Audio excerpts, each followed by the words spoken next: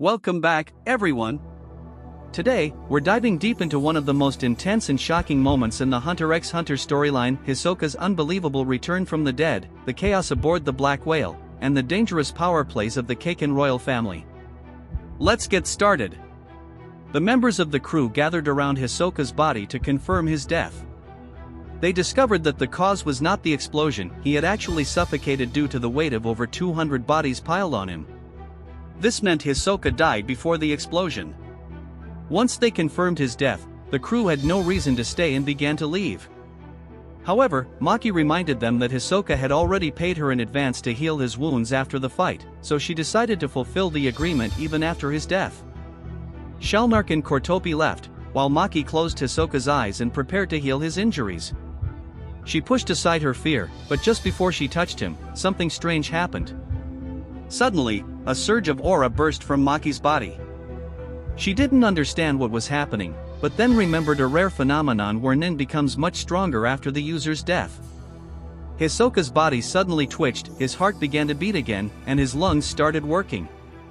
In his final moments, Hisoka had commanded his Nin to reactivate after his death, forcing his heart and lungs to restart. He wasn't sure this would work, but since he was already dead, he decided to try. Fate was on his side, his eyes shot open, and he immediately stood to his feet. Seeing Maki, he asked if he had truly died. She confirmed it, and Hisoka laughed, admitting that facing Chrollo had been harder than expected. Maki warned him to choose his opponents and battlegrounds more carefully next time. When she offered to heal him, Hisoka refused and used his own ability to fully repair his body, even regenerating her cut threads with just a single piece of bungee gum. This rapid improvement unsettled Maki, though she hid it. She told him she would leave since he no longer needed her, but Hisoka stopped her. He clarified that his new approach wasn't to be careful himself, but to make his enemies think twice before confronting him.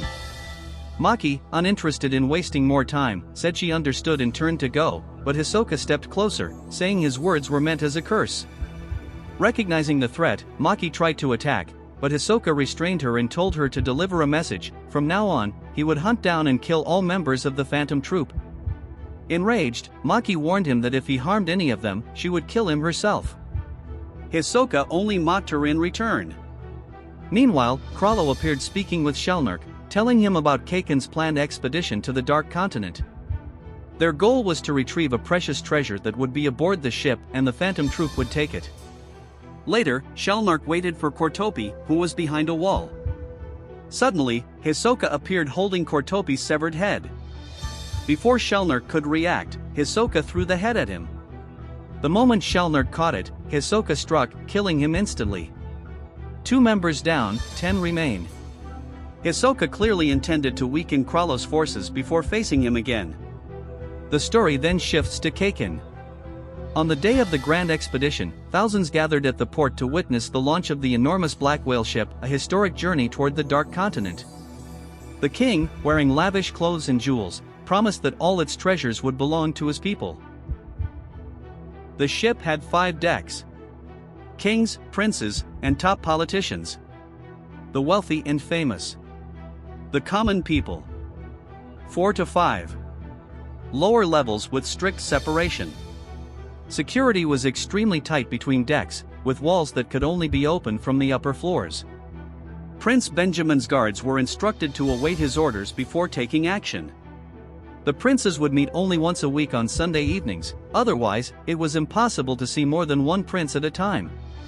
Meanwhile, Kurapika met with the queen he was protecting.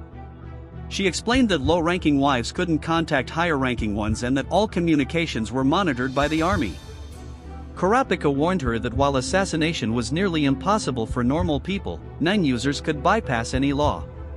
News from the lower decks was grim: rampant crime, fake tickets, and a lack of medical care. Kurapika realized the chaos might be useful. If trouble broke out below, the sealed gates might open, giving him and the queen a chance to escape into the crowd. But danger struck quickly. Several guards were found dead, their bodies drained of blood and covered in strange holes. Kurapika deduced it was a Nin attack. Some guards refused to help, insisting their only duty was to the queen. Elsewhere on the upper deck, the princes mingled at a formal dinner. Prince Benjamin smiled at his siblings while secretly wishing for their deaths. Cashew and Fujitsu, twin princesses, plotted to unite and eliminate the others. Melody, guarding Cashew, saw through her manipulative act. Back with Kurapika, more guards were found dead in the same manner. Kurapika readied his chains and prepared to interrogate the survivors, warning them that lies would be met with immediate attack. And that's where we leave off for now. The Black Whale has officially set sail on its 2-month voyage, and the deadly game has only just begun. Thank you all for your incredible and ongoing support. See you in the next episode.